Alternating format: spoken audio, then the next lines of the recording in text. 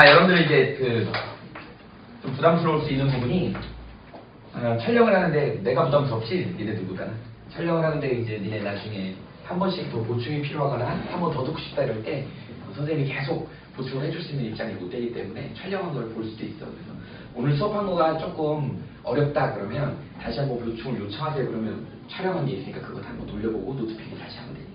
그 다음에 기본적으로 이번 겨울방학 때는 이 수업을 하고 나서 니네가 남아야 되는 게 노트 필기한 게 하나 남아야 돼. 그리고 니네들은 지금 내신 준비를 위한 통합과학을 하는 거잖아. 이 통합과학이 얼마나 중요하냐면 기존에 이제 니네 선배들 같은 경우는 교과과정이 바뀌기는 했지만 수능이 유예가 되는 바람에 니네들이 이제 니네 선배들은 그냥 평소 니네 위에 선배들하고 똑같이 그런 내신 산정을 한다. 근데 니네 때는 완벽하게 이제 수능도 바뀌고 그 다음에 통합교육과정을 적용을 완벽하게 받는 그런 세대이기 때문에 이 1학년 때 통합과정, 그러니까 통합사탐, 통합과탐 이런 거, 과학 이런 내신이 되게 비중이 커졌어요. 그래서 점수를 잘 받아야 돼. 그래서 우리 통합과학 겨울방학 동안 열심히 해가지고 4월달에 바로 시험 대비 들어가갖고 점수를 만들어내라. 우리 지금 다시 2학년들 올라간 학생들 중에 막 1등도 하고 100점 받고 그런 학생들이 많아. 그 준비를 미리미리 해야 돼. 단순하게 그냥 내용만 정리해갖고 공부해갖고 중학교 때처럼 그냥 내용 정리하고 문제 풀면 점수 나오는 게 아니에요. 고등학교 수준 확 어렵다는 거 알지? 이미 마음의 준비를 하고 있을 거야. 그래서 지금부터 이렇게 니네들 열심히 하는 거니까 최선을 다해서 한번 해봅시다. 그래서 이번 목표는 노트 정리가 돼야 되는 거야. 노트 정리해야지 기본적인 틀을 가지고 얘가 이제 문제풀이를 할 수 있는 거니까 오늘 수업하는 내용도 노트 정리를 좀 잘 해놓읍시다. 자, 그래서 오늘 할 내용은 뭐냐면 전 시간에 했던 내용이 뭐냐면 빅뱅 이론을 통해 가지고 최초의 물질들이 어떤 것들이 생겼는지 물질의 기원에 대한 얘기를 했다고요. 잠깐 아직 수업을 듣진 않았지만 니네가 신입생들 같은 경우는 보충을 해야 되잖아. 보충하는 내용 중에 핵심이 뭐냐면 그 결과만 선생님이 여기다가 한번 써줘 볼게요. 여기다 결과를 좀 써봅시다. 첫 시간에 했던 게 뭐냐면 빅뱅 이론이야. 우리가 빅뱅 시어리 이렇게 얘기를 합니다. 이 빅뱅 이론에서 우리가 찾아낸 게 뭐냐면 최초의 빅뱅이 빵 하고 터졌을 때 우주의 한 점에서 빵 하고 터진 게 지금으로부터 138억 년 전이야. 이때 빅뱅이 일어난 거예요. 그런데 얘네들이 빵 터지면서 엄청나게 다양한 기본 입자들 한 12개 정도 돼요. 이 기본 입자가 이때 엄청난 에너지 뭐 한 2조도 정도 된대. 온도가 그러니까 책마다 조금씩 다른데 온도가 되게 높아요. 여기서 아주 작은 입자들 기본 입자들 뭐 업컬크, 다운컬크 뭐 이런 컬크하고 뭐 중성미자들 뭐 이런 애들이 막 생겼어. 전자도 막 생겼어. 이런 애들이 얼마? 약 한 3분 정도 됐을 때 수소 원자핵하고 헬륨 원자핵이 만들어졌는데 그 중에서 헬륨 원자핵이 만들어진 시간이 빅뱅 터지고 나서 어떻게 돼요? 3분 때 헬륨 원자핵이 만들어진 거야. 이때 만들어졌는데 얘네들의 비가 질량비로 3대 1이 되더라는 거죠. 이게 이제 저번 시간에 했던 내용입니다. 빅뱅의 증거가 되는 거야. 그 뒤로는 이게 안 생겼어.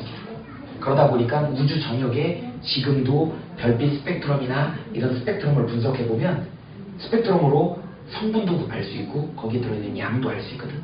근데 질량비가 수소 대 헬륨의 질량비가 3대 1이라는 게 규명이 되고 있어요. 그러니까 이론적으로 사실은 이게 빅뱅 이론이 맞는지 어떤지 모르지만 이 이론을 만들어가지고 이렇게 빵 터져갖고 이런 온도쯤에 됐을 때 소립자가 만들어지고 이런 애들이 기본 입자로 이루어져서 이런 양성자, 중성자 만든 다음에 얘네들이 수소, 헬륨을 만들었어. 그게 3대 1 정도 될 것이야. 지금 우주에 있는 정보를 분석해봤더니 3대 1이야. 예상을 딱 하고 했는데 지금 결과물이 3대 1이야. 오, 이거 대충 맞겠다.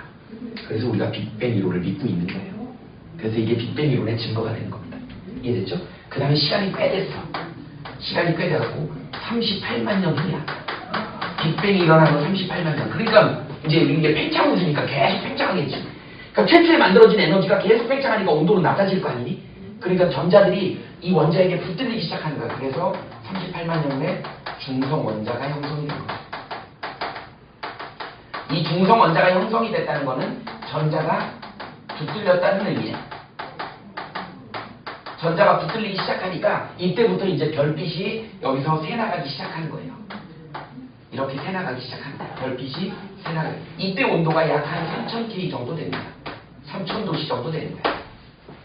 최초 아까 뭐 2조 도시, 2조 K 뭐 이렇게 얘기해서 절대 온도다 K는 도시하고 거의 유사해요.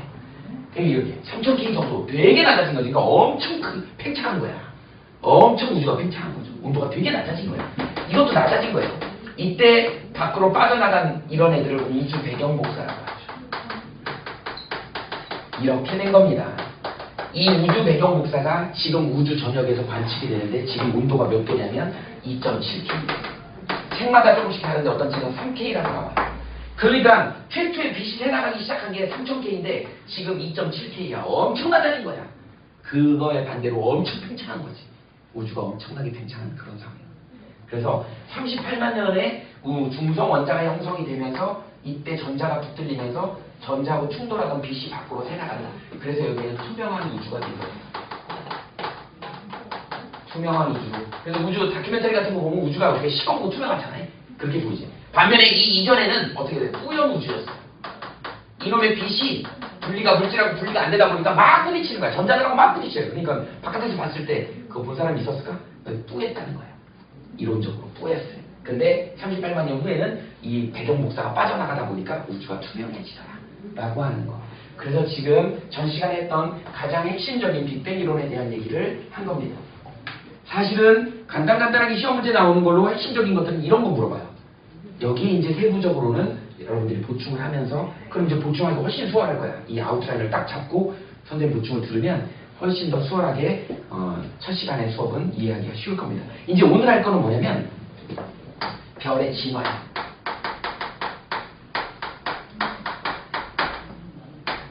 진화 그럼 뭐죠? 에볼루션. 이렇게 얘기하지. 자, 별의 진화입니다.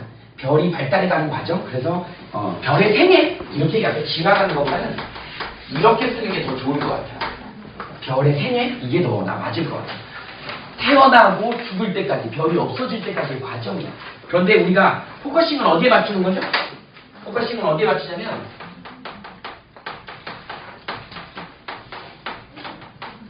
이게 포커싱이야. 우리 자연계에 지금 지구에 있는 물질이 어디서부터 왔는지를 알고 싶은 게 빅뱅 이론의 포커싱이에요. 그러다 보니까 물질이 어떻게 만들어졌는지를 알고 싶은 게 별의 진화에서 설명이 되는 거야. 자, 됐습니까? 자, 별의 진화를 알아보는 그 이론이 있어. 우린 그걸 뭐라 그러냐면 성운설이야. 니네 과학에서 무슨 설 그러면 이거는 조금 약간 거짓이 들어있는 거야. 약간 구라라 그러죠. 니네 구라가 좀 들어있는 거예요. 무슨 설. 무슨 이론부터가 조금 과학적으로 좀 타당해. 설들을 니네 옛날에 배웠잖아. 뭐 대륙이동설, 해적 확장설, 그다음 멘틀 대류설. 이걸 합쳐가지고 뭐 했지? 판구조 이론 이렇게 만들었잖아. 그러니까 무슨 론자가 붙는 게 이제 조금 과학적으로 좀 이렇게 신빙성이 있는 거야. 그거보다 더 이제 신빙성 있는 게 뭐예요? 법칙이잖아. 무슨 법칙, 그죠? 무슨 법칙이 있어? 뭐 질량보존의 법칙. 성형외과 의사들이 얘기하는 원판 불변의 법칙. 그런 게 있죠. 절대 원판을 바꿀 수 없다. 뭐 이런 거죠. 농담이고. 성운설은 약간 설이야. 가설이야. 근데 이 성운이 그럼 뭔지 알아야 되거든. 성운이 뭘까요? 선생님이 한자를 잘 못 쓰는데 아마 이렇게 쓸 거야. 별성자에다가 구름 문자야. 별 사이에 있는 구름 같은 물질이야. 우린 이걸 갖다 뭐라 그러냐면 성운을 성간물질이라고 얘기해. 우리 보통 이제 책에 보면 성간물질 그러면 별과 별 사이에 있는 먼지나 가스나 티끌 이런 애들이야. 먼지, 가스, 티끌 이런 애들이야. 이게 언제 만들어진 거야? 여기에 있던 이런 수소와 헬륨 이런 애들이 여기에 막 떠돌아다니는 거야. 미리 앞서서 선생님이 설명하게 먼지, 가스, 티끌은요 사실은 여기가 초신성 폭발 잔해물이야. 별이 계속 살아나고 죽어가는 과정에서 빵 터져가지고 얘네들이 찌꺼기들이 막 돌아다니는 거야. 그런 애들이 막 이 별과 별 사이에 돌아다니고 있어요. 너무 오래된 138억 년 동안 일어난 일들이잖아. 그런 일들 동안에 거기서 생겨나고 없어지던 애들이 막 찌꺼기로 돌아다니는 애들이 이제 뭉쳐있는 부분이 있는 거야. 그거가 별이 됐다라고 하는 설이 성운설이야. 그 먼지가스 티끌의 성분은 여기에 있는 초신성 폭발 잔해물들이에요. 여러 가지 물질들이 들어있겠지. 이런 애들이 마치 구름처럼 돌아다니다가 이제 어떻게 된다? 아주 저온의 고밀도 상태야. 우주의 온도는 기본적으로 어떻다 그랬어? 이렇게 낮다고요. 거의 절대 온도에 가까워. 거기보다 더 전체적으로는 그런데 거기다 더 낮은 곳에 니네 추우면 어떻게 되니? 추우면 뭐 모이잖아. 자기네들끼리 모이죠. 온도가 낮으면 자기네들끼리 모인다고. 그러다 보니까 이런 잔해물들이 저온일 때 더 모여요. 더 모인다고. 고온이면 막 활발하게 움직일 거 아니야. 근데 저온이니까 뭉친다고. 그런 부분이 듬성듬성 있는 거야. 그래서 저온 고밀도에 있는 지점에 얘네들이 이런 성간물질들이 모입니다. 이건 중력의 법칙이죠. 이렇게 모이더라는 거지. 모이다 보면은 이제 어떻게 되는 거야? 얘가 한 덩어리가 되죠. 덩어리가 됩니다. 계속 모여요. 이런 애들을 우리는 뭐라 그래? 원시별이다 그래. 원시별의 탄생이라고 얘기할 수 있겠죠. 그래서 얘네들이 중력 수축에 의해서 막 모인다고. 이런 현상을 뭐라 그래요? 중력 수축이라고 해서 안쪽으로 질량을 가진 애들끼리 모이는 걸. 니네 중력 수축하다 보면 안으로 모이다 보면 내부 온도는 어떻게 될까요? 얘 답답하지. 온도가 올라가겠지. 온도가 올라갑니다. 그래서 이제 스스로 조금씩 빛을 내기 시작하지. 그런데 계속 끌어들여요. 그러다 보니까 계속 이제 점점 커지면서 내부는 이게 커지면 안으로 막 응축이 될 거 아니야. 질량 수축이 일어나서. 중력 수축이 일어나서. 그럼 온도가 올라가게 된다. 그걸 우리는 원시별이라고 합니다. 이 원시별이 이제 어느 상황이 되냐면 물론 이제 이 크기가 다르죠. 이 원시별이 이만했던 별도 있지만 워낙 이 처음에 뭉친 애가 커갖고 이만한 애들이 있을 거야. 그 원시별의 출발점 자체가 다른. 선생님은 오늘 개업을 하고 싶어요. 사장이 되고 싶어. 그래서 조그만 구멍가게 하나 이렇게 했어요. 우리 저 부원장 선생님은 나는 대기업을 차릴 거야. 그래서 처음부터 아예 그냥 대빵만한 회사를 차린 거야. 이럴 수 있잖아. 그러니까 같은 별이어도 원시별이어도 요만한 별이 있을 수도 있고 큰 별이 있을 수도 있어. 처음 재료가 많으면 엄청 큰 별이 만들어질 수도 있는 거야. 그죠? 크기는 그렇게 되는 거야. 그래서 적당히 지금 선생님이 예를 든 건 한 태양 정도 되는 크기를 얘기하고 싶어. 그래서 얘가 원시별이 탄생한 상태에서 비리비리비리 에너지가 나오는 그런 별이야. 근데 계속 중력 수축을 하다 보니까 내부 온도가 얼마까지 올라가냐면 1000만 K 정도 올라가요. 우리 이제 이 K라고 하는 건 보통 절대 온도라고 씁니다. 절대 온도의 단위가 켈빈 온도라고 해서 K야. 절대 온도는 어떻게 되냐면 273 플러스 도시 온도야. 이렇게 됩니다. 그러니까 뭐 1000만 K 그러면 273 세 발이 피죠. 그냥 1000만 도시 이렇게 해도 돼요. 아까 선생님이 여기 있잖아. 3000K나 3000 도시나 2조 도시나 2조 K나 선생님이 똑같이 쓴 이유가 그거야. 273조 차이야. 그죠? 그렇기 때문에 도시나 뭐 여기서는 너무 온도가 크기 때문에 그래서 1000만 K 정도 됐을 때 이 숫자가 되게 중요합니다. 1000만 K 이 온도 되게 중요해요. 이 정도 이상이 되면 여기서 뭐가 일어난다?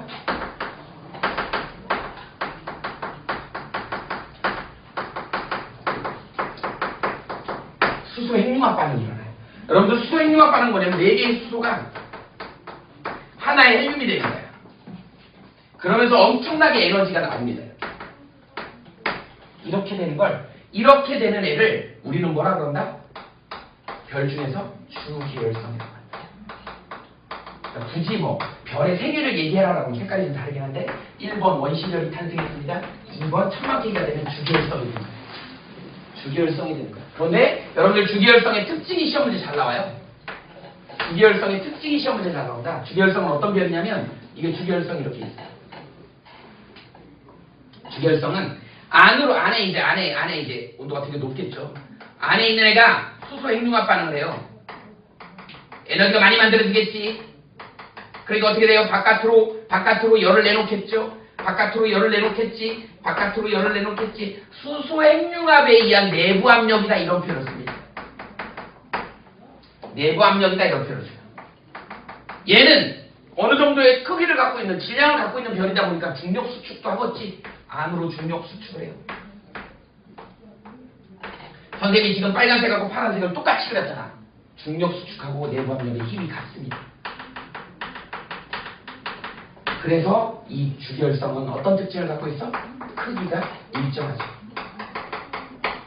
크기가 변함이 없다. 크기가 변함이 없다. 자, 이걸 정력학적인 평형이라고 해. 내부 압력하고, 즉 내부 압력은 누구 때문에? 수소 핵융합 반응 때문에 생기는 밖으로 나가려고 하는 압력. 그 다음에 질량 때문에 안으로 수축하려고 하는 중력 수축이 힘의 크기가 같아서 이게 이제 태양 크기 정도 최초 출발이 태양의 질량 정도 되는 걸로 출발했다 그래봐. 태양 질량 정도 되는 걸로 출발했다 그러면 얘 수명이 100억 년입니다. 라이프 타임이 100억 년이야. 지금 현재 태양이 약 50억 년 살았어요. 여전히 주계열성 단계. 야, 니네 태양의 크기가 변하냐? 그대로 살아. 걔네 주계열성이야. 아직도 50억 년 더 살아. 우리하고는 상관없죠, 그러니까. 우리 늙어 죽어도 태양은 그대로 있는 거야. 그죠? 50억 년을 더 살 수 있어. 이게 바로 주계열성의 특징입니다. 그래서 거의 이 주계열성은 별의 한 90% 일생을 차지해요. 거의 별들은 주계열성 단계를 거치고 있습니다. 나중에 이제 희마리가 없어지면 이제 늙어 죽겠지. 늙어 죽을 때 어떤 방식으로 늙어 죽는지를 알아야 돼, 별이. 이제 별의 일생 중에. 이제 뭘로 바뀌어요, 얘가? 세 번째죠. 뭘로 바뀌냐면 적색 거성으로 바뀝니다. 얘가 이따시 말이죠.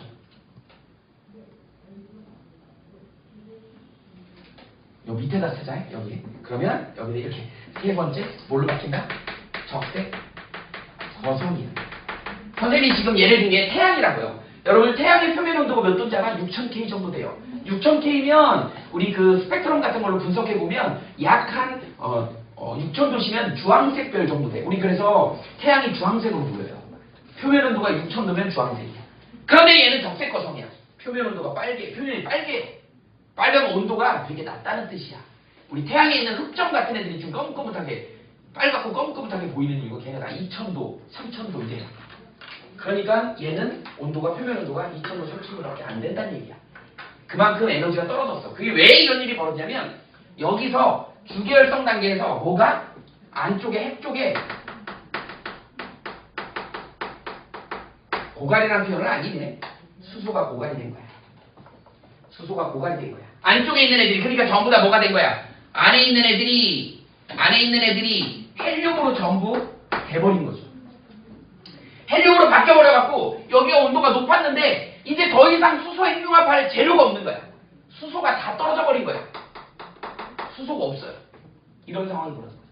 그러니까 온도는 높으니까 이제 바깥으로 나가서 이쪽 라인 애들이 어디 있을까? 이쪽 정도, 이쪽 바깥 부분에 있는 애들이 이제 수소 핵융합 반응을 하는 거예요. 이렇게 되죠. 이쪽 라인 애들이 이제 수소가 좀 있으니까 수소 핵융합 반응을 하는 거야. 그러다 보니까 얘네들은 어떻게 되겠니? 얘네들은 내부 압력 때문에 막 밖으로 나가려고 하겠지. 얘네는 내부 압력으로 밖으로 나가려고 하겠지. 근데 얘 적색 거성이 크기가 어느 정도 커져버려. 팽창해서 커져버린 상태. 얘는 이제 헬륨이 만들어졌으니까 이 안에서 이제 어떤 일이 벌어질까? 더 무거운 애로 응축이 돼야 되겠지. 그래서 핵융합이 또 일어나겠죠. 그래서 헬륨 3개가 합쳐지면 탄소 같은 애들로 막 되는 거야. 내부 애들이 더 탄소 같은 애들로 막 만들어지는 거죠. 그러니까 안으로 얘네는 안으로 들어갈 수밖에 없는 거야. 중력 수축이 안으로 일어날 수밖에 없는 거지. 이런 식의 상황이 벌어져 버리는 거야. 그러다 보니까 평소 얘네들 때보다 크기는 커진 상태에다가 얘 바깥 때문에 팽창했는데 전체 에너지로 봤을 때는 에너지가 그렇게 많지 않아요. 근데 크기가 커져버렸어. 에너지 분산되겠지.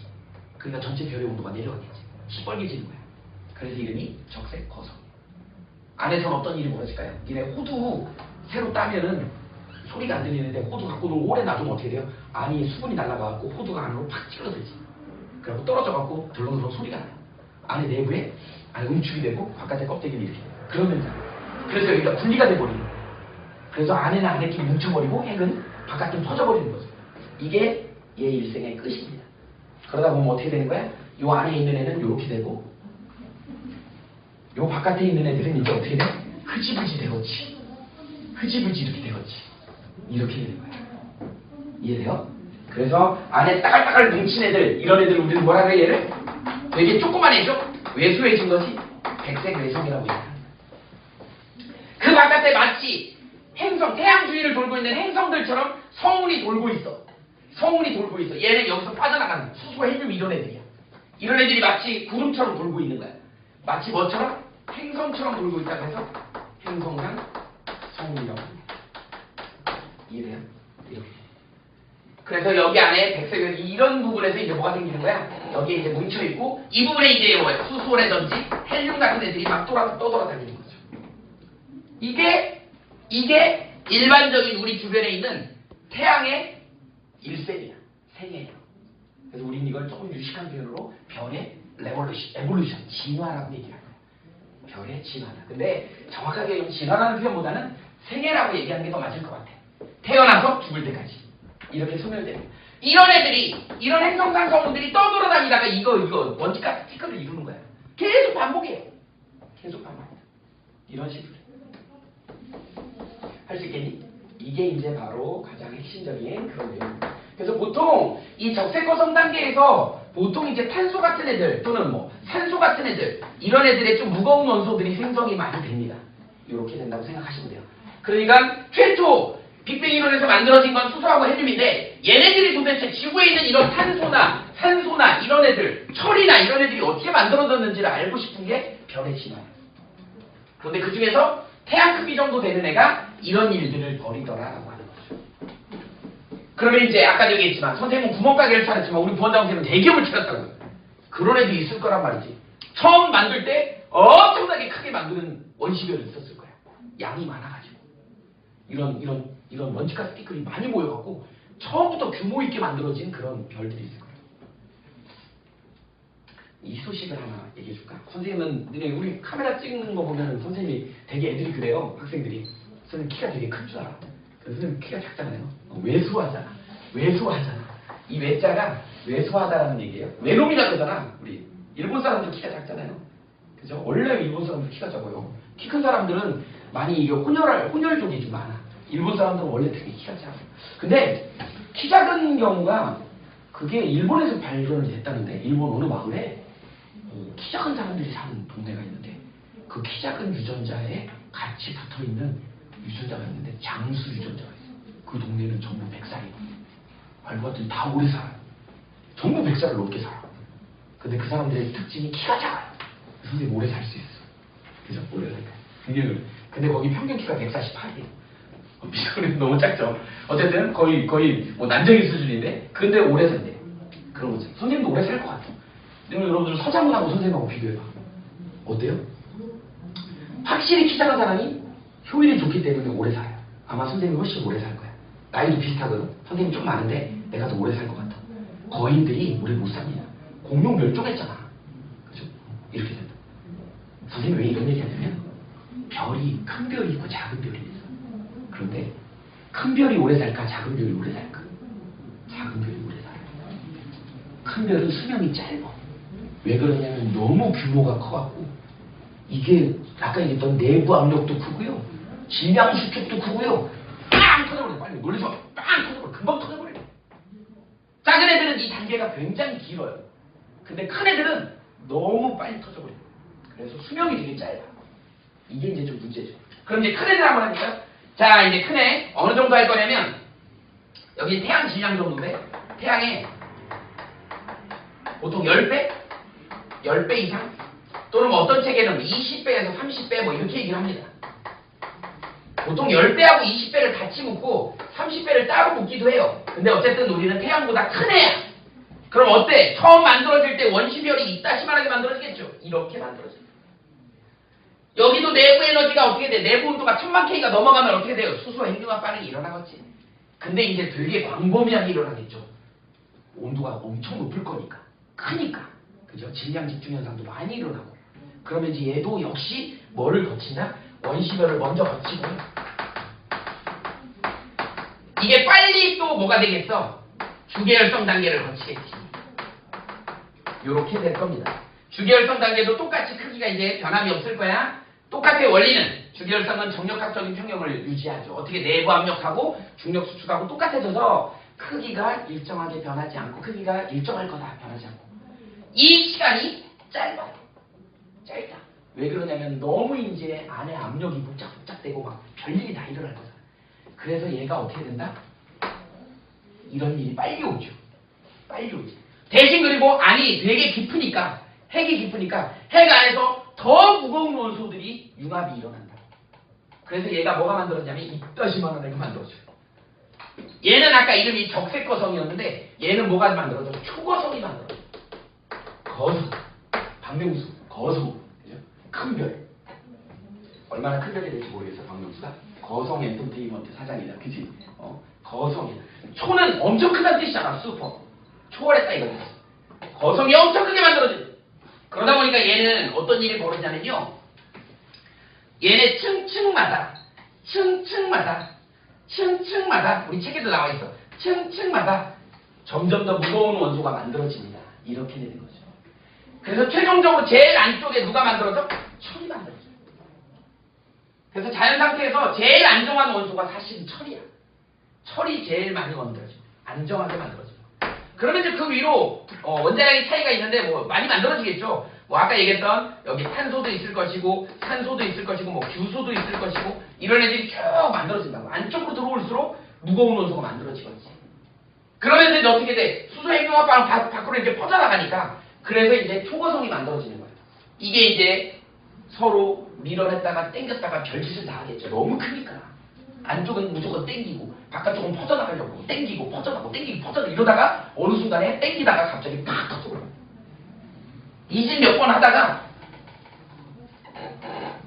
가스에 불이 댕겨졌나 봐. 팍 터져버렸어요. 이게 뭐야? 초신성 폭발이야. 이런 일이 벌어진 거예요. 그래서 이 과정에서 초고성 과정에서 가장 안정하다고 하는 핵융합이 이루어져서 가장 안정하다고 하는 철이 만들어졌는데 얘네들이 중력 수축하고 내부 압력 밖으로 나가려고 하는 거죠. 핵융합방이니까. 이거는 이제 수소 핵융합만이 아니라 철 핵융합도 있고 규소 핵융합도 있고 이런 핵융합들이 막 일어나요. 엄청나게 많은 에너지가 나갈 거란 말이지. 밖으로 나가기도 하고 얘가 이제 무거운 애가 생기니까 안으로 땡기기도 하고 막 팽창했다가 땡겼다가 이 짓을 하는 거야. 이러다가 갑자기 팡 터져버려. 이게 바로 초신성 폭발. 이 초신성 폭발을 하다 보니까 이 과정에서 이제 여기에 우라늄이라든지 금이라든지 이런 묵직한 애들, 얘가 우라늄이 되게 무겁잖아요. 238? 금이 얼마인지는 모르겠는데 금도 꽤 무거워요. 얘가 92번이고 금 원자번호는 108인가? 하여튼 109니? 모르겠어요. 이런 애들이 생긴다. 이게 무거운 원소가 여기서 만들어져. 이것도 알아둡니다. 자, 이거는 초신성 폭발할 때 에너지가 굉장히 높다 보니까 그 에너지를 이용해서 뭐가 일어나는 거야? 핵융합이 일어나서 이런 철들이나 이런 애들이 막 여러 개 합쳐져가지고 이런 무거운 애들이 만들어요. 초고성 단계에서는 얘가 만들어져. 가장 안정하기 때문에 융합을 하면서 초신성 폭발할 때 이렇게 만들어져. 그리고 폭발하고 나니까 어떻게 되는 거야? 이제 질량이 굉장히 무거운 애만 남아있고 나머지는 터져나가는 거야. 그러니까 이렇게 폭발하고 나면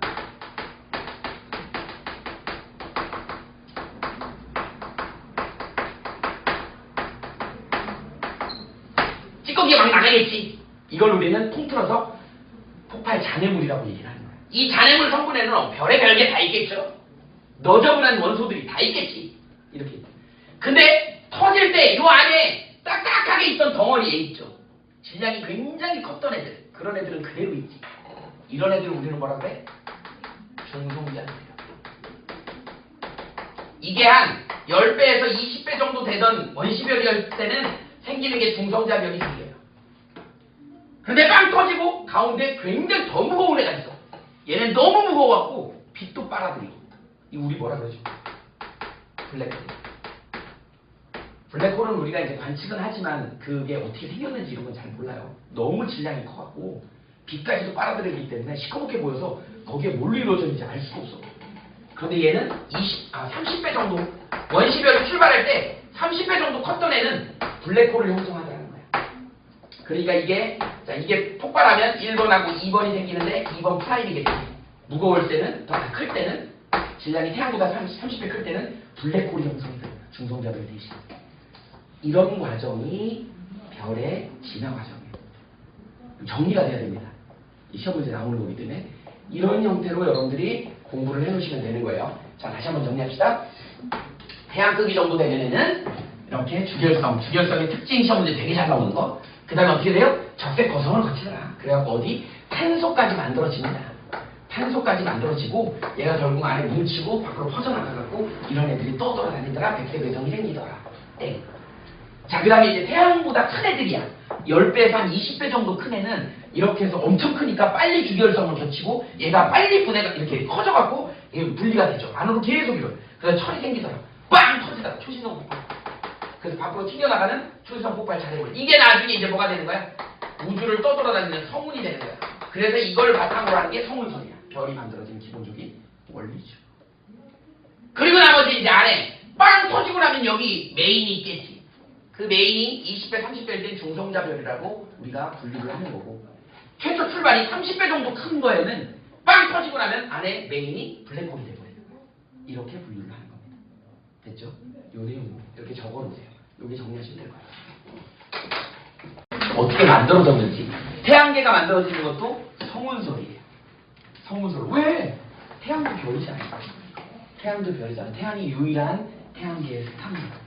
선생님이 맨날 얘기하는, 나는 정말로 선생님은 아직도 나이가 있지만, 나이도 좀 많이 먹었지만 아직 선생님은 유명 강사, 스타 강사가 되는 게 꿈이야. 그래서 선생님 이런 옷도 입고 다니는 거잖아. 스타가 되고 싶어. 태양계의 유일한 스타는 태양계의 유일한 스타는 태양밖에 없어. 나머지는 플래닛이잖아. 스타가 아니야. 태양만 스타고 나머지는 빛을 내지 않는 행성, 플래닛이잖아. 스타 주변을 돌고 있는 행성이야. 수금지와 목토, 천해. 얘네들이 어떻게 생겼는지에 대한 얘기. 그러면 누구를 기준 잡아야 돼? 태양이 최초의 아까 그런 별들처럼 생긴 거야. 그 생기는 과정에서 부수적으로 생긴 애들이 수금지와 목토, 천해야. 왜 그러냐면 지금 태양은 아직 1000년 정도 돼요. 50억 년 살았으니까. 청장년 정도 돼요. 한 100살 기준한다 그러면 한 50살 사는 거니까. 그렇잖아요. 그 만드는 과정이 아직 죽지 않았어. 그러니까 그 만들어지는 과정에 지금 돌고 있는 애들이 수금지와 목토, 천해야. 그럼 이제 우리 태양계의 형성 과정을 선생님이 그걸로 설명할 거예요. 성운설로. 그래서 우리는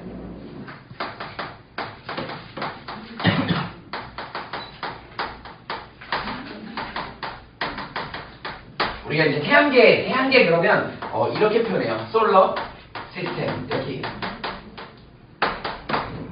이게 지구과학에서 얘기하는 솔라 시스템 그러면 태양계고요.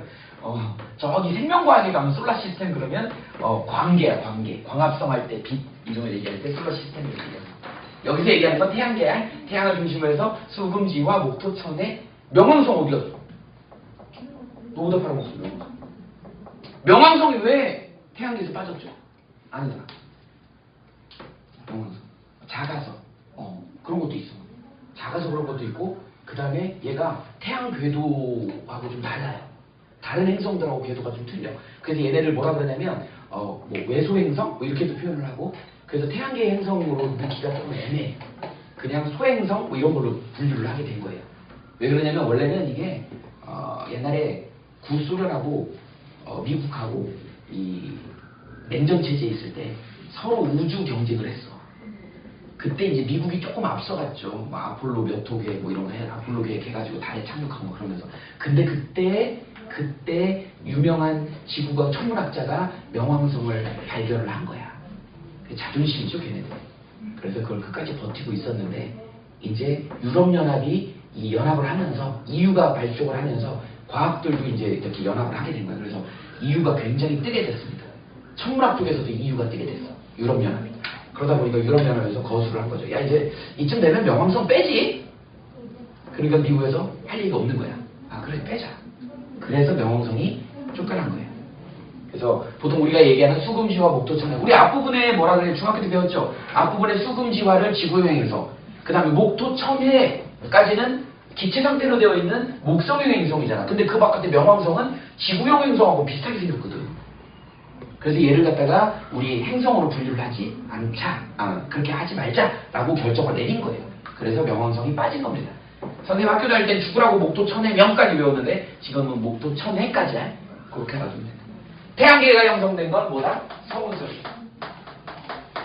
그래서 앞으로 별이 만들어진 건 전부 다 성운설이다. 다시 한번 리뷰를 할까요? 저번 시간에 했던 거 성운이 뭐라 그랬어? 별과 별 사이에 있는 성간물질이라고 그랬지. 성간물질에는 종류가 뭐가 있다 그랬지?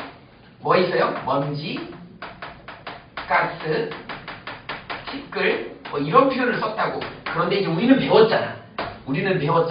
먼지, 가스, 티끌을 우리 배운 걸로 뭐라 그래야 돼? 뭐라 그래야 돼요? 초신성, 폭발, 잔해물이다. 요렇게 이제 이해하죠. 초신성 폭발 잔해물이 우주 전역을 떠돌아다니는데 얘네들이 어떻다고요? 저온, 고밀도. 우주 전역은 전체적으로 저온인데 더 저온인 곳이 있더라는 거지. 거기 저온이다 보니까 얘네들이 좀 뭉쳐있는 곳이 있더라는 거죠. 뭉쳐가지고 얘네들이 이렇게 저온 고밀도인 부분에 이런 성간물질이 뭉쳐있으니까 얘네들이 계속 이렇게 안으로 끌어들이다 보니까 얘가 뭐가 돼요? 안에 이제 온도가 높아져서 별이 되지. 이런 별을 뭐라 그래? 원시별이라고 하지요. 그래서 이게 어떻게 된다고? 내부 온도가 이제 중력 수축에서 1000만 K 정도 온도가 올라가게 되면 뭐가 일어난다고? 수소 핵융합 반응이 일어난다고요. 그래서 뭐가 만들어진다고? 주기혈성이 만들어진다고. 주기혈성이 만들어져. 이게 태양이에요. 이게 태양이라고요. 이게 주기혈성이에요. 앞부분에서 선생님이 설명했기 때문에 여러분들 주기혈성의 특징은 다 알고 있지. 어떻게 된다고요? 내부 압력 안에 수소 핵융합 반응에 의해서 내부 압력이 밖으로 이렇게 펼쳐나가죠.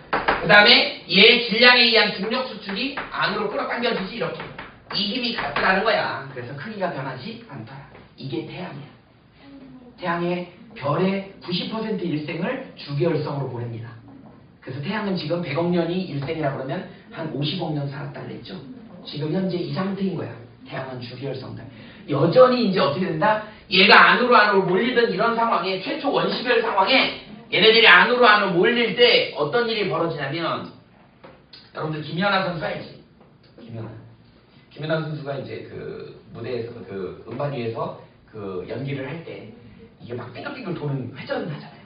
회전할 때 보면 어떻게 하니? 몸을 쫙 움츠리면 어떻게 되냐? 막 빙글빙글 돌잖아요. 그러다가 몸을 쫙 풀으면 어떻게 돼요? 풀고 마지막에 탁 이렇게 인사하잖아. 속도가 느려지지. 몸을 안으로 쫙 몰리면 회전력이 생긴다. 되게 신기해요. 이걸 우리는 뭐라 하면 얘가 안으로 몰리잖아요. 몰리면 우린 이걸 갖다가 가분동량이 생긴다 이런 표현을 써. 안으로 몰리면 이걸 질량 집중이라고 할게. 질량 집중 현상이 일어나면 여기서 뭐가 발생해? 가분동량이 발생을 해요. 이 가분동량은 우리 다른 말로 뭐라 그러냐면 회전력이 생기는 거야. 회전력이 생기면 어떤 일이 벌어질까요? 설거지하니? 엄마 도와줘? 선생님 설거지하니? 설거지할 때 어떻게 해? 보통 보면 뭐 설거지는 여러 방식을 하는데 선생님 같은 경우는 이렇게 싱크대에다가 물을 많이 가둬놓고 이제 한 번에 딱 이렇게 다 한 다음에 나중에 이제 어떻게 되니? 물을 밑에 그걸 뻥 빼죠. 그래서 우리 코리올리미 힘이라고 하잖아. 이렇게 변기물이나 싱크대 물이 이렇게 돌아가면서 들어가잖아. 지구 자전 때문에 생기는 힘이야. 이게 빙글빙글. 적도지방에서 이렇게 빠진다? 얘네 몰랐지? 몰랐어? 알았어? 적도지방에서 이렇게 빠져요. 근데 중위도 지역이나 이렇게 뭐 다른 지역에서는 이렇게 돌아갑니다. 돌아갈 때 보면 어떻게 되니? 바풀색이나 이런 게 이렇게 안으로 몰리잖아. 안으로 회전력이 생기면 질량 집중 현상이 일어나요. 안으로 들어간다. 그럴 때 입자가 밀도가 큰 애들이 안으로 들어와요. 그러다 보니까 돌멩이, 암석 이런 애들이 자꾸 여기로 들어오는 거야. 몰려요. 몰리게 되더라고요. 그러다 보니까 이게 최초의 원시별이 만들어지는 과정에서 이게 지금 현재 주기혈성이지만 여전히 계속 안으로 집중이 되다 보니까 얘가 이제 이런 식으로 회전을 합니다. 우리 모든 천체는 어떻게 돌아요? 서에서 동으로 돌죠. 자, 모든 천체는 서에서 동으로 돕니다.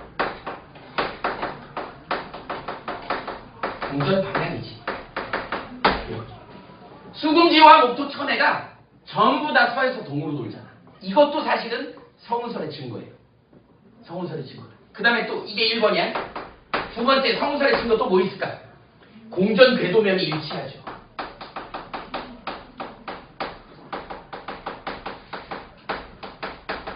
이 궤도면이라고 하는 건 이면이야, 이면. 수금지와 목토천해가 전부 같은 면이잖아. 전부 같잖아. 어떤 애는 이렇게 돌고 이렇게 돌고 이렇게 돌고 이렇게 돌지 않잖아요. 이게 한쪽 방향으로 돌다 보니까 거기에 몰리다 보니까 어떻게 돼요? 같은 면에만 있는 거예요. 그래서 궤도면이 일치하고 공전 방향도 서에서 동이더라. 이게 바로 뭐예요? 성운설의 증거가 된 거야. 이해됩니까? 이렇게 된다.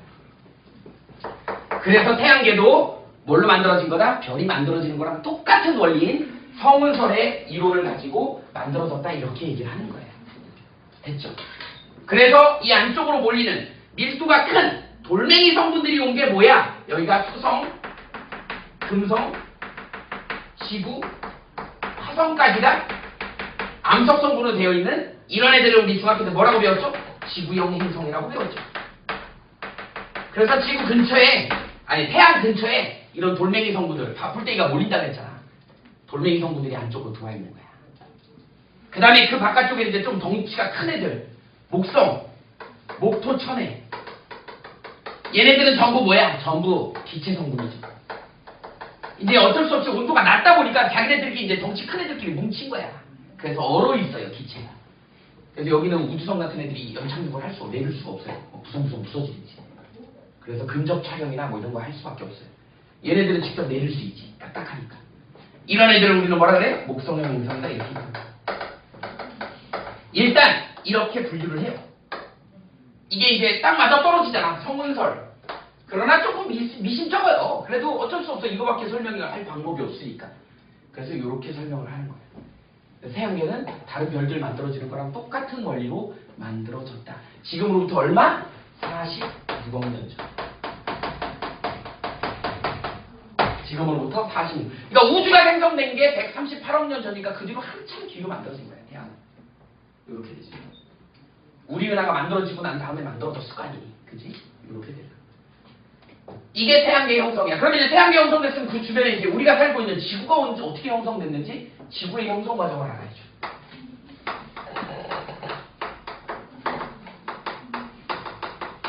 여기를 좀 확대해 봅시다. 이렇게 이제 지구가 만들어지는 과정을 봐야지. 지구가 만들어지는 과정은 이미 이제 성운설이라고 하는 설로 태양이 만들어졌다는 뭐 가설 이걸 했으니까 지구는 이제 조금 더 과학적으로 접근을 해야지. 그래서 나온 게 이론이 나옵니다. 얘는 뭐냐면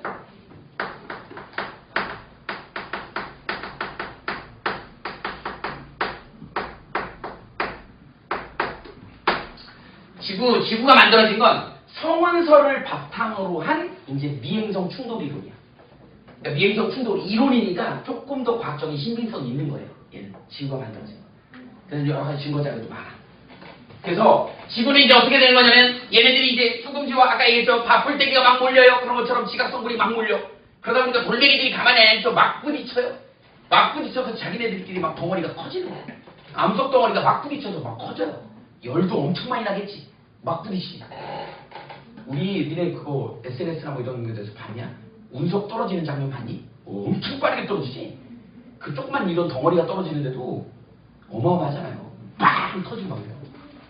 근데 이만한 돌덩어리들이 막 부딪혀서 생각해봐. 엄청나게 열도 많이 나고 기체도 많이 발생하고 그럴 거야. 그런 애들, 아직 행성이 되지 않은 애들, 행성이라고 말하기 어렵지만 덩치가 큰 그런 돌덩어리를 미행성이라고 하는 거야. 근데 그 중에서 좀 큰 놈이 있겠지. 이걸 0.1 알리 정도라고 합니다. 얘가 지구 반지름, 현재 지구 반지름의 0.1이면 10% 정도 되는 크기. 꽤 큰 덩치가 큰 암석 덩어리야. 꽤 크죠. 지구의 10분의 1 정도 되는 크기니까. 이런 애가 있는데 그 주변에 조그만 애들이 계속 부딪히는 거네. 계속 부딪히는 거네. 계속 부딪히는 거네. 이게 미행성 충돌 이론이야. 왜 중력의 법칙에 의해서 좀 큰 놈한테 따닥따닥 붙잖아. 그죠? 여러분들도 조금 있으면 이제 친구들 좀 센 놈한테 붙잖아요. 그지? 그렇지 않나? 아닌가? 그죠? 센 놈한테 붙잖아. 그러다 보니까 덩치가 커질 거 아니야. 이게 얼마까지 커지냐면 계속 부딪히면서 입다시만 해져요. 얼마나 많은지만 0.5 알리. 지금 지구의 크기의 반 정도 됩니다. 근데 부딪히는 과정에서 엄청나게 많은 기체가 둘러싸게 되죠. 이산화탄소, 수증기 막 이런 애들이 엄청 둘러싸요. 그러다 보니까 어떻게 되냐? 여기 안에 온도가 굉장히 높아지겠지. 여기가 온도가 굉장히 높아져요. 부딪혀가지고. 그러다 보니까 얘가 열이 밖으로 나가야 되는데 온실효과 때문에 못 나간다. 다시 돌아서 오죠. 그래서 0.5 알릴 때는 온실효과가 심하게 일어나요. 이 온실효과 때문에 열이 밖으로 못 빠져나가는 거야. 그러니까 부딪혔을 때도 열이 많이 올라갔는데 이게 못 빠져나가고 다시 돌아오는 애가 더 뜨거워져. 얘가 녹기 시작해. 그래서 뭐가 생긴다? 마그마 바다가 생겨. 여러분들 이 마그마 바다 이름이 바다지만 우리가 알고 있는 바다가 아니다. 뭐라고 생각하면 돼요? 용광로라고 생각하면 돼요. 암석 성분이 녹은 시뻘건 용광로 샘물처럼 녹아있는 그런 암석 물이야. 뜨겁겠지. 이런 애들이 만들어진 거예요. 그러다 보니까 이제 어떻게 되는 거야? 온실효과가 심해져서 얘가 이제 어느 정도 됐을 때 조금 더 커진 0.6 알리 정도 됐을 때 이렇게 됐다는 얘기는 계속 아직도 부딪히고 있다는 얘기야. 아직도 계속 부딪히고 있다는 얘기야. 계속 질량이 증가하고 있잖아. 이렇게 되면 어떻게 돼요? 이제 여기 대기는 그대로 있고 대기는 여전히 있는 상태고 여기서 이제 무슨 일이 일어나면 핵과 멘트의 분리가 있어요.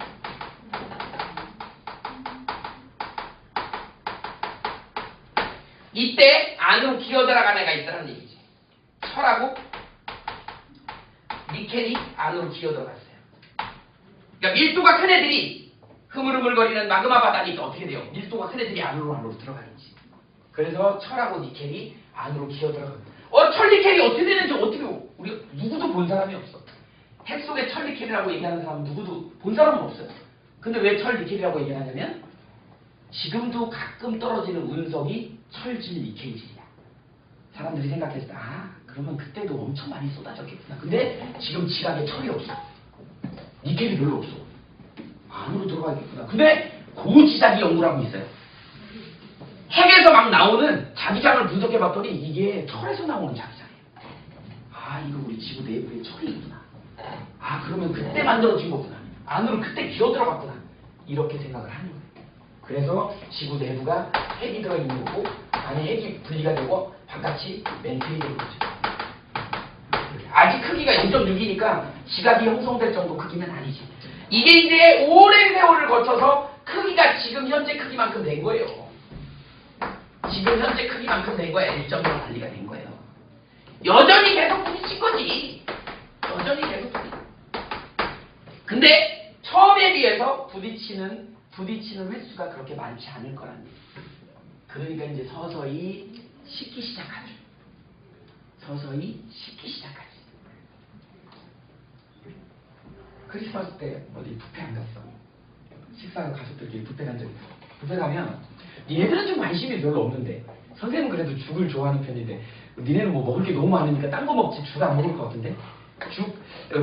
뷔페 가면은 죽이 이렇게 큰 그릇에 있잖아요. 밑에 고체 연료로 불이 붙여 있고. 근데 죽통 보면 어떻게 돼? 죽통 보면 어떻게 되냐니 그 위가 굳어 있지. 그리고 그 국자 들어있는 부분만 구멍이 똥 뚫려서 거기서 이렇게 죽 떠내잖아. 근데 거기 껍데기가 굳어 있잖아. 밑에서 계속 가열해서 뜨겁기는 해요. 그런데 바깥에 차가운 공기를 맞으니까 윗부분이 껍데기가 생겨. 굳어갖고. 마치 이런 스타일인 거야. 얘가 뜨겁긴 한데 이제 부딪히는 애가 별로 없다 보니까 열이 식기 시작하는 거야. 그러니까 어떻게 되는 거니? 여기 주변이 이제 그 죽 껍데기처럼 딱딱하게 생기는 거죠. 냉각되기 시작해. 그래서 첫 번째로 뭐가 생기는 거야? 원시 지각이 형성이다. 이때 여기 이제 주변에 대기가 있다고 선생님이 일부러 파란색으로 그린 이유가 대기가 뭘로 주성분이 H2O가 많아요. 기체 상태로. 근데 지각이 냉각되다 보니까 물이 금세 뭘로 수증기가 금세 뭘로 바뀌어버리는가? 물로 바뀌어버리는 거지. 그래갖고 어떻게 엄청나게 많은 비가 내리는 거야. 엄청나게 많은 비가 내려서 그 울퉁불퉁한 곳에 물이 쌓이는 거야. 그러니까 두 번째 뭐가 돼? 진짜 바다가 생기는 거야. 이렇게 되는 겁니다. 자, 그러다 보니까 여러분들이 알아야 될 거는 뭐냐면 일단 지구가 만들어질 때 제일 먼저 생긴 건 대기가 제일 먼저 1번에 생겼어요. 대기가 제일 먼저 생겼고 그 다음에 2번이 원시 지각이 형성되고 3번이 원시 바다가 생긴 거예요. 대기는 최초부터 있었어. 막 부딪힐 때부터 대기는 있었어요. 부딪혀가지고 막 수증기, 이산화탄소 이런 것도 있었지. 그러다가 딱딱해진, 냉각돼갖고 딱딱해진 지각이 만들어지고 나니까 물이 냉각이 돼갖고 수증기가 냉각이 돼서 비가 내린 거야. 그래서 지각이 먼저 생기고 난 다음에 원시 해양이 생긴 바다가 생긴 이렇게 된 거야. 됐어요? 그래서 이 바다에 염분이 있죠. 바다 속에 염분, 소금기가 있잖아. 이 바다에 소금 없고 그러잖아요. 바다에 소금. 야, 바다에 소금이 어떻게 생겼니? 그랬더니 어떤 놈이 딱 손을 들고 선생님 그 있잖아요. 맷돌이를 놓쳐가지고 맷돌이 빠져갖고 지금도 맷돌이 돌고 있어요. 이런 얘기하는 놈들이 있어요. 진짜가? 맷돌이 돌고 있어서 계속 소금이 생산돼갖고 바닷물이 짠가? 이때 생긴 거예요. 이때 비가 내린 거예요. 비가 내렸더니 이 육지에 있던 이 성분에 누가 녹은 거야? Na 플러스, K 플러스, 칼슘 이런 애들이 물에 녹은 거야. 이런 애들이 물에 녹은 거예요. 그 다음에 여기에 지금 화산활동 같은 거 계속 있겠지. 마그마 바다였으니까. 화산활동할 때 여기에 이제 S2-나 Cl, 염소나 황 이런 것들은 어디서 온 거야? 화산활동을 통해서 온 거야. 그러니까 이런 애들이 같이 녹아 들어간 거야. 그래서 바닷물에 염분이 형성이 되게 된 겁니다. 이해돼요? 이런 원리가 여기에 적용이 된다. 그래서 지구는 이런 식으로 만들어진 겁니다. 됐어요? 그래서 지각은 이렇게, 지구는 지각이 이렇게 형성이 됐다. 그래서 지구의 전체적으로 봤을 때 원소는 철이 제일 많고요. 니네 지각 성분이 제일 많은 건 뭐 있죠? O, C, R, K? 이렇게 외우지 않았니? 카나, 크마 뭐 이렇게 외웠잖아요. 지각 성분에는 사실은 산소 규소가 제일 많아요. 비금속이지. 지각에 제일 많은 건 밀도가 좀 작은 알루미늄이 제일 많아. 그 다음에 철은 좀 적어요. 근데 지구 전체는 철이 제일 많아. 어디에 들어가 있어? 핵에 들어가 있어. 이 마그마 바다 때 그때 들어가 버린 거예요. 자, 요게 이제 지구 형성이고, 지구의 형성 나오면서 이 대기 문제가 나왔기 때문에 대기 얘기를 잠깐 좀 할게요. 대기는 이제 어떻게 되어 있냐면,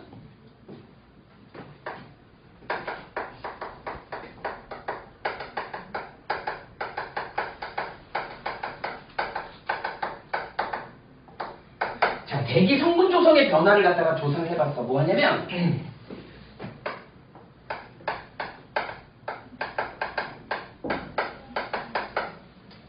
빙하 코어 연구라는 게 있어요. 빙하 코어 연구. 빙하가 뭐니? 빙하가 뭐야? 그럼 아무 대답해봐. 난 너가 대답할 거 예상하고 있어. 빙하가 뭐야? 빙하. 대답해봐. 네가 대답하고 싶은 거 대답해봐. 왜 그럴 줄 알았어? 얼음이라고. 앞으로 빙하라고 했는데 내가 빙하 물어봐서 빙하 뭐냐 물어보면 얼음이라고 하면 죽여버릴 거야. 빙하는 얼음이 아니에요. 얘네 잘못 알고 있는 거야. 빙하는 뭐야? 눈이야. 빙하는 얼음이 아닙니다. 빙하는 눈이야. 빙하는 눈이야. 니네 만년설이라고 들어봤니? 만년설이야.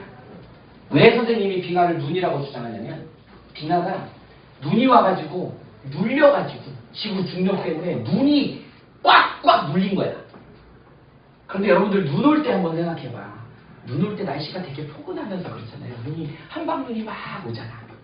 한방눈이 막 올 때 눈이 켜켜이 쌓이죠. 그럴 때 눈 켜켜이 쌓인 그 사이사이에 그때 당시에 공기가 들어있지. 근데 이게 중력의 법칙에서 막 눌리는 거야.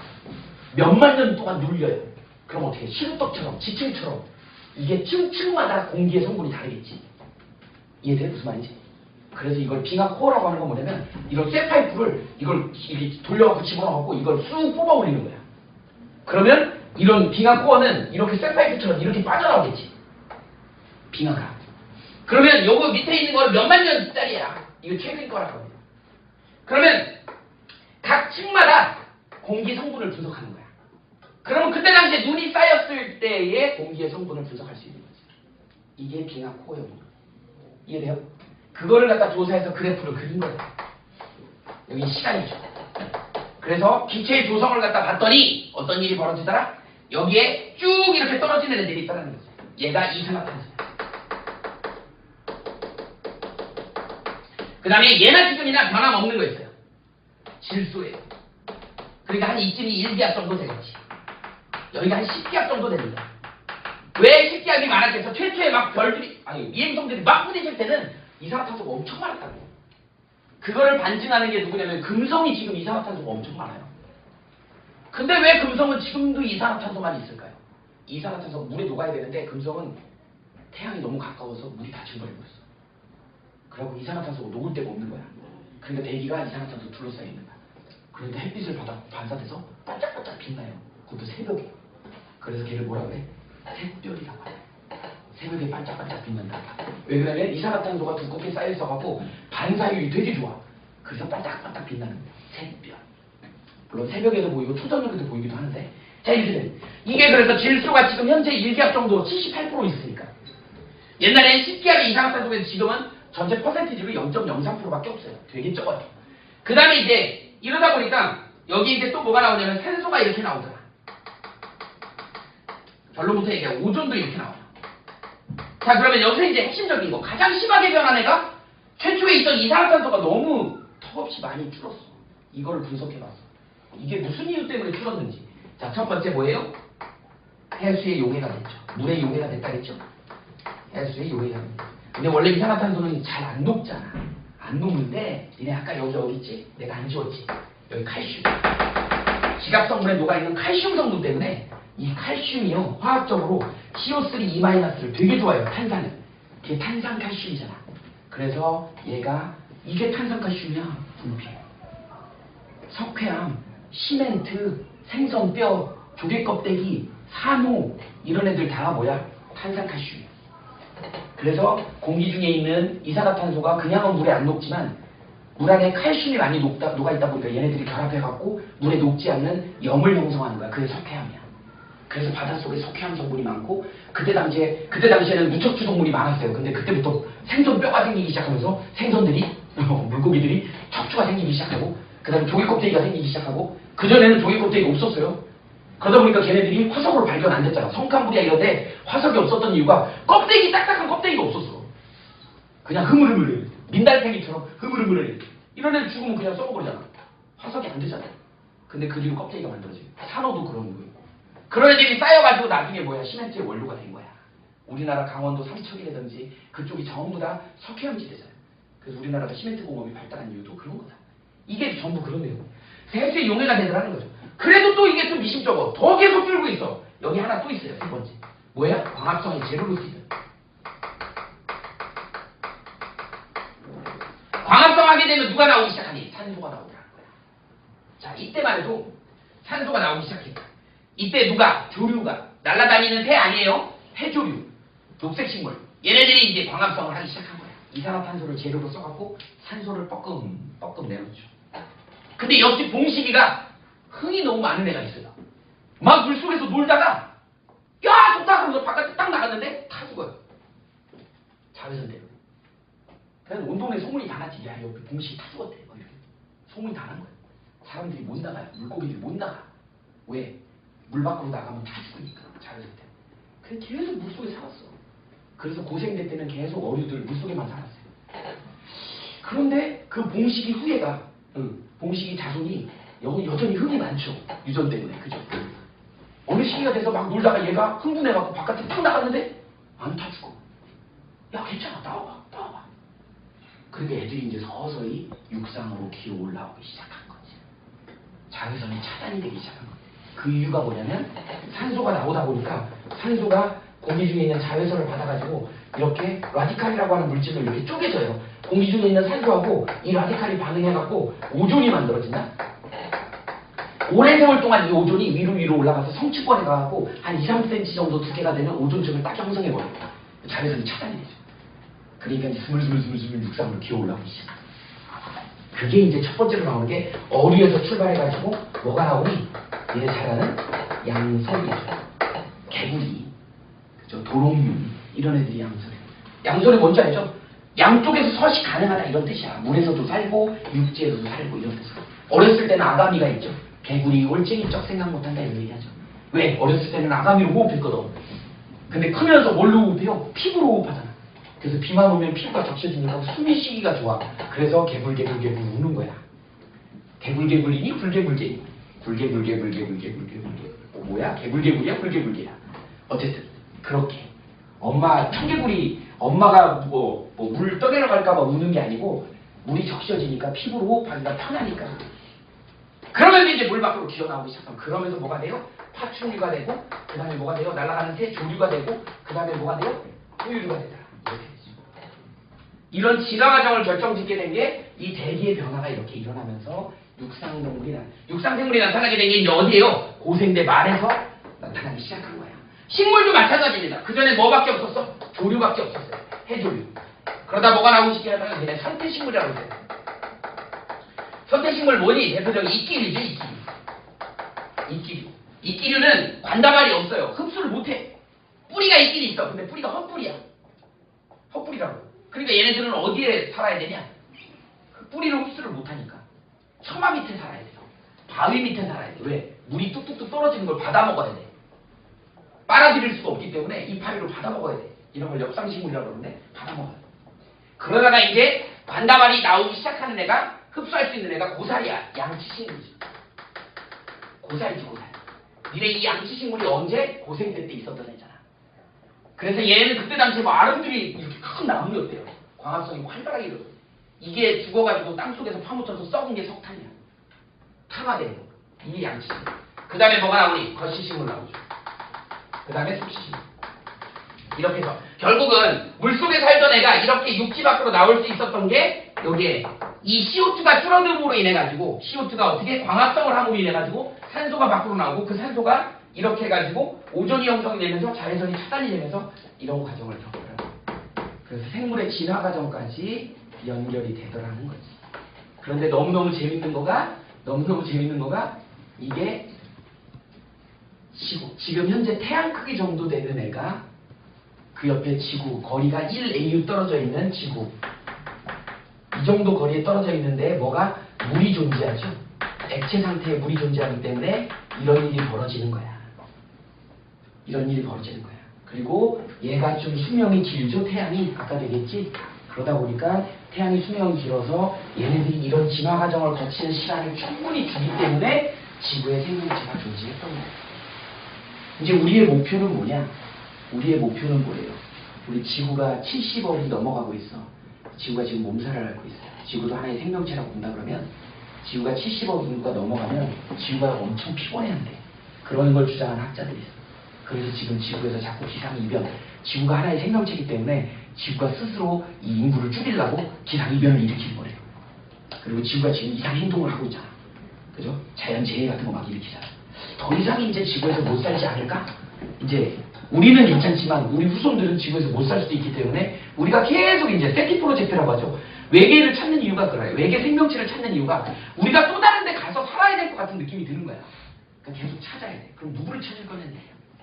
우리가 인간이기 때문에, 생명체이기 때문에 지금 우리가 살고 있는 조건을 찾아야 되잖아. 그러니까 밤하늘의 별들을 보면서 관측을 하는 거예요. 아, 누가 우리 태양이랑 비슷하게 생겼지?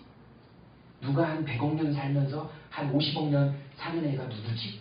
이런 애를 찾는 거야. 그 옆에 1AU 정도 떨어져 있는 그 행성이 있겠지? 그런 애를 찾으면 거기에는 아마 액체 상태의 물이 있겠지? 그럼 우리가 거기 가서 살 확률이 있겠지? 이런 걸 조사하는 거야.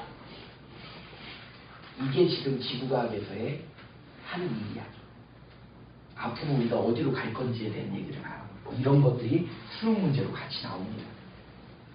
그러니까 너무 큰 별은 우리가 반짝반짝거리는 별 중에 저기 옆에 누구 살겠지? 그 별에는 뜨거워서 못 살아요.